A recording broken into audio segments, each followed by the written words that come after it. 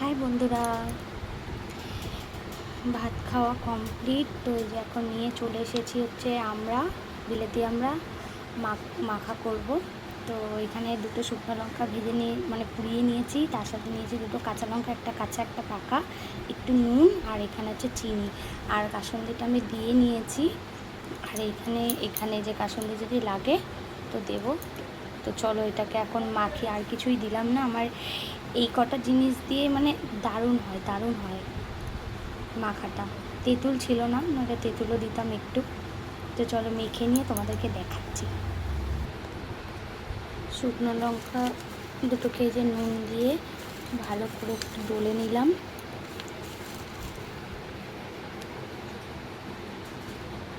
এই যে তারপরে কাঁচা পাকা লঙ্কাটাকে ওই যে ডলে নিয়েছি। এবার কাঁচা লঙ্কাটাকে ওই যে কাঁচাটাকেও ভালো করে ডলে নিচ্ছি। যা ঝাল হবে না, খেতে দারুণ হবে।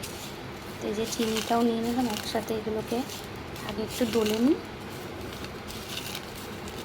তো তোমরা এরকমভাবে আমড়া মাখা খেতে কে কে ভালোবাসো আমাকে কমেন্ট করে অবশ্যই জানাবে।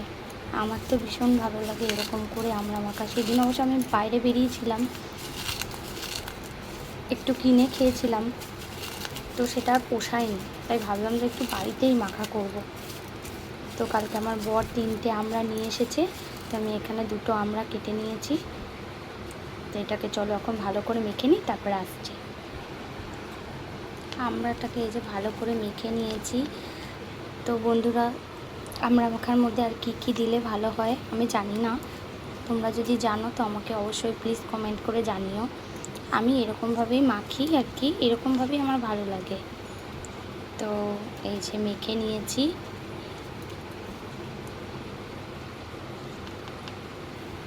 দেখো এরকম হয়েছে।